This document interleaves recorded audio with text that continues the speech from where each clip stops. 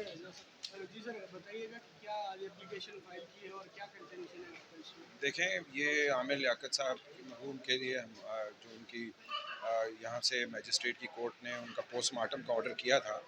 पहले उसी कोर्ट के एक मजिस्ट्रेट ने कहा कि आप बगैर पोस्टमार्टम के, उन्होंने कबूल किया, बोला उसको उनको जो है ना उनको दफना दें, तो वो हमने किया। उसके बाद उनकी फ़ैमिली ने, और उनकी फ़ैमिली की मर्ज़ी भी यही थी कि जब पुलिस ने कोई डाउट नहीं किया है और पुलिस की रिपोर्ट है कि उनके जिस्म पे कोई ऐसे निशान नहीं है, और इसके अलावा ये भी था कि जो जिस रूम में वो थे वहाँ भी कोई ऐसा एविडेंस उनको नहीं मिला, तो इस वजह से फैमिली ने कहा कि चूँकि कोई पुलिस केस भी नहीं था, तो इसलिए फैमिली ने ये कहा कि लाश की बहरमती नहीं होनी चाहिए, इसलिए उन्होंने उनको जो है ना वो दफना दिया इजाज़त के साथ। उसमें मजिस्ट्रेट की, इसी कोर्ट की, जिसने बाद में दूसरी दफ़ा फ़ैसला किया है, उन्होंने इजाज़त दी, हमने उनको दफना दिया।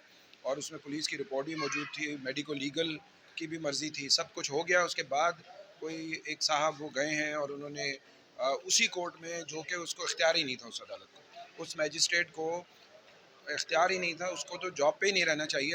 होना तो यही चाहिए कि अगर अदालतें इस तरह करने लगें और वो लोगों के सेंटिमेंट से खेलें, लोगों को इमोशनली जो है ना डिस्टर्ब करें, तो पूरी फैमिली जो है ना इमोशनली डिस्टर्ब है। और हम फौरी तौर पे फिर हम हाई कोर्ट गए, एक दिन बाकी रह गया था। हाई कोर्ट के बहुत हम समझते हैं कि हाई कोर्ट ने सही फ़ैसला किया, उन्होंने इसको स्टे कराया। और कोर्ट की ऑब्जर्वेशन थी शुरू में कि ये जो दोनों सेक्शंस अप्लाई की गई हैं वो उसमें हो ही नहीं सकती इस तरह के केस में। फिर कोर्ट ने हमें सुना, उसमें फिर हुआ ये कि वो जो उनकी थर्ड वाइफ हैं दानिया, उनकी मदर आ गई। उन्होंने भी अपना जो एक तरीक़ाकार किया, वो पहले वो कहती रहीं कि हमारी वजह से नहीं हुआ, हालांकि जो फैमिली है उनका ख्याल ये है कि आमिर लियाकत की अगर डेथ हुई है तो वो उनको जितना डिप्रेशन था, क्योंकि जो उनके बेडरूम से जो फ़िल्में निकली हैं और जो गई हैं वो सिवाय वाइफ के कोई और नहीं कर सकता। हालांकि वाइफ ये कहती हैं कि कोई और लोग भी हैं जिन्होंने उनको भेजा है।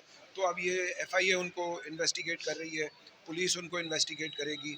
और फिर आमिर के जो तीनों फ़ोन हैं वो ऑलरेडी पुलिस के पास हैं, उस दिन से, जिस दिन से उनकी डेथ हुई है, उसका भी फोरेंसिक हो रहा है। तो ये सारी चीज़ें अपने प्रोसेस में हैं। वहाँ हाई कोर्ट ने हमें ये कहा कि आपको पहले सेशन कोर्ट में जाना चाहिए था, तो उन्होंने फिर हमें 10 दिन का टाइम दिया, स्टे दिया। उन्होंने कहा कि पोस्टमार्टम 10 दिन तक नहीं होगा जब तक कि ये अदालत जो है वो उसको कोई ऑर्डर नहीं कर देती। तो आज चूँकि एक दिन और बाकी है, अभी परसों परसों का दिन बाकी है, लेकिन छुट्टियाँ आ गई हैं, तो हमने आज ये केस दाखिल किया है। आज रिवीजन हमने कोर्ट में दाखिल किया और इंशाल्लाह 1 या डेढ़ बजे उसकी हियरिंग होगी और कोर्ट की सवाबदीद पे है। हम कोर्ट को रिक्वेस्ट करेंगे, जो हमने अपने केस में बनाया है, कि उनका पोस्टमार्टम जो है ना नहीं होना चाहिए, क्योंकि उनकी फैमिली का ये कहना है कि लाश की बेहरमती होगी, और उन्होंने उनके साथ फतवे भी लगाए। और लॉ भी कहता है कि एक, और सबसे बड़ा जो हमने इस केस में चैलेंज किया है वो ये है कि एक ही कोर्ट दो दफ़ा फैसले नहीं कर सकती, कि एक मजिस्ट्रेट कहे कि आप दफना दें और दूसरा मजिस्ट्रेट कहे कि पोस्टमार्टम कर दें, और वो भी फैमिली को सुने बगैर, फैमिली को मौका दिए बगैर कि वो कोई रिटन में चीज़ें दाखिल करते। उनको ये भी नहीं वो हुआ, इतनी वो जल्दी में थे, उनसे लग रहा था कि वो फैमिली से भी ज़्यादा जल्दी में थे। और जिस किस्म के सोशल मीडिया पे प्रोपेगेंडे हो रहे हैं, चाहे वो उनकी थर्ड वाइफ की तरफ से है या बाकी लोग जो कर रहे हैं, उसके लिए हम लोग बैठ के अभी सारी प्लानिंग कर रहे हैं। और हम देख रहे हैं कि हम साइबर क्राइम के जो केसेस हैं उन पे दाखिल करें। एक ऑलरेडी किया है, वो बुशरा बताएंगी, और दुआ बताएंगी। दुआ उनकी बेटी हैं, बुशरा उनकी फर्स्ट वाइफ हैं। तो आप इनसे भी बात कर लें, इनसे पूछ लें कि ये क्या कहते हैं कि उन्होंने किस तरह से आगे एफआईए में दरख्वास्त हमने दाखिल कर दी हुई है जो थर्ड वाइफ के ख़िलाफ़ और उसकी मदर। और हमने उसमें लिखा है कि ये गैंग है जिन्होंने ब्लैकमेल करने के लिए उनको ये इस तरह की जो वो थी फ़िल्में थी रिलीज़ की, फ़ोटोज़ जो उनके बेडरूम की थी, और उनको जिस हालत में किया वो ये बताएंगी कि उनका डिप्रेशन क्या था, इन्होंने क्या महसूस किया है। तो आप इनसे पूछें। आप बात करेंगे?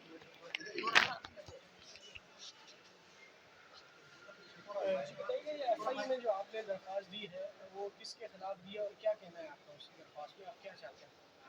एफआईए में दानिया की और इनकी वालदा और गैंग ही हम कहेंगे क्योंकि पहले भी मीडिया से मैंने बात की थी तो यही कहा था कि ऑब्वियसली ये गैंग ही है, क्योंकि विद इन 4 मंथ्स अगर किसी की शादी होती है और विद इन 4 मंथ्स उनका बैंक बैलेंस, उनकी एवरीथिंग सब कुछ खाली हो जाता है और उसके बाद वो शख्स डिप्रेशन में भी आ जाता है। उसकी प्राइवेट वीडियोस इस तरह सामने लाई जाती हैं, किरदार कशी की जाती है। उसके बाद कोर्ट में पहुंच, अगर आपको नहीं रहने का एक सीधा सा ज़रिया है कि आप तलाक लें, खुला लें, कोर्ट जाएं और सिंपली ग्रेसफुली आप अलग हो जाएं।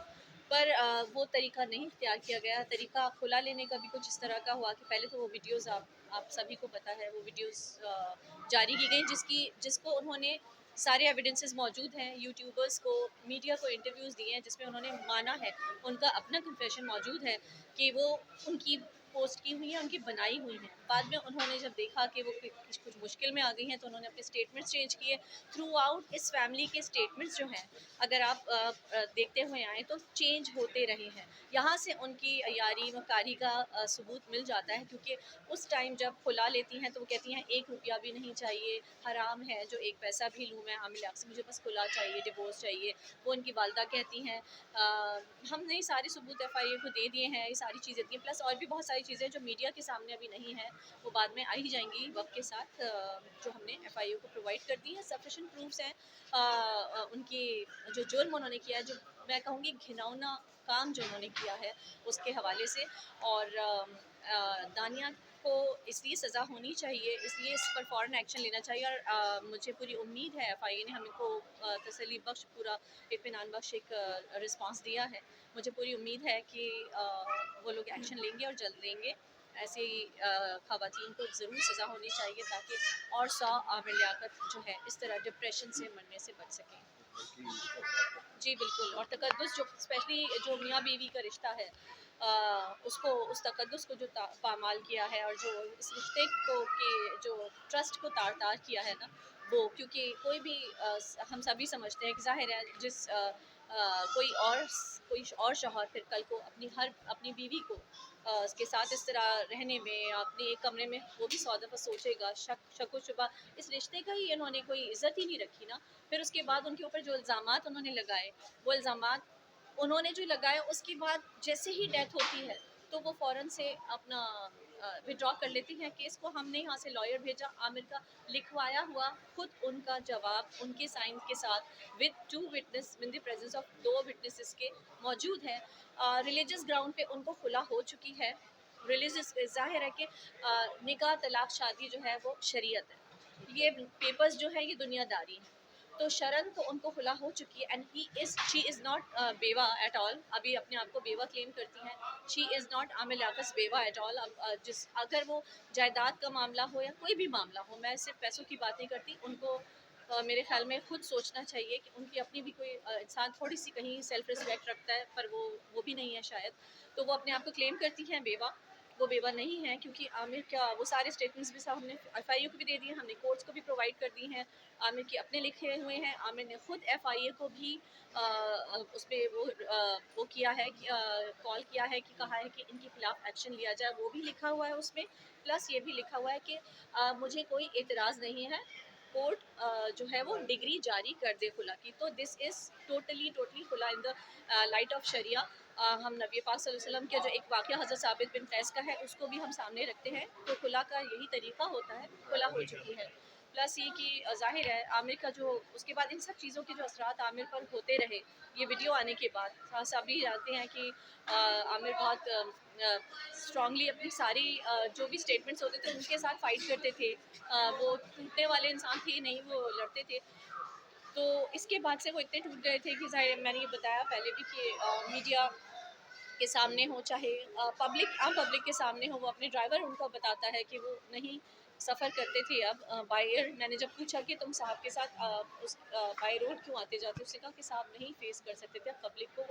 वो रोते थे, वो बहुत परेशान थे कि मैं कैसे फेस कर सकूँगा। बहुत उनके और करीबी लोग हैं जिन्होंने ये बताया कि उनको अपने बच्चों तक के सामने आते हुए एक वो होती थी ऑब्वियसली। और इज़्ज़त, फिर कहूँगी, इज़्ज़त औरत की नहीं होती, इज़्ज़त मर्द की भी होती है। ये इशू, ये एग्जाम्पल बनना चाहिए, दानिया का केस एक एग्जाम्पल बनना चाहिए, ताकि आगे कल अगर ये किसी औरत के साथ होता ना, तो सब खड़े हुए होते, सारी फेमिनिस्ट सारे लिबरल सब खड़े हुए होते, पर क्योंकि मर्द के साथ हुआ तो कोई नहीं खड़ा हुआ।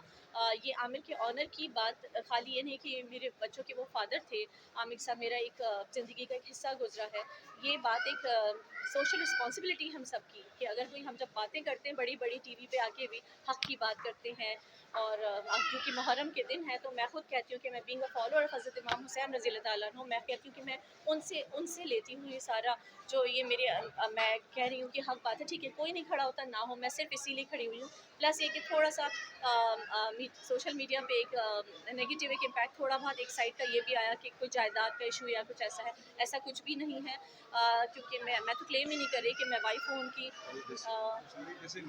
हाँ हाँ बिल्कुल, वो इन्फॉर्मेशन जो मिसकंसेप्शंस जो लोगों ने बनाए हुए थे, और प्लस ये कि दानिया साहिबा थोड़ा जैसे ही हमने ये फ़ाइल किया एप्लीकेशन एफआईए में, उससे पहले तक तो उन्होंने धमकियों की कोई बात की ही नहीं थी, आज तक नहीं की थी, जब तक नहीं की थी। तो अचानक उन्होंने अगले दिन स्टोरी डाल दी इंस्टा पे, जिसको इतना वायरल कर दिया गया कि मैंने भी धमकियाँ दी थी ये जान से मारने की। तो मुझे तो हंसी आती है ऐसे इल्ज़ामात पे, और इल्ज़ामात लगाने के लिए कोर्ट्स मौजूद है।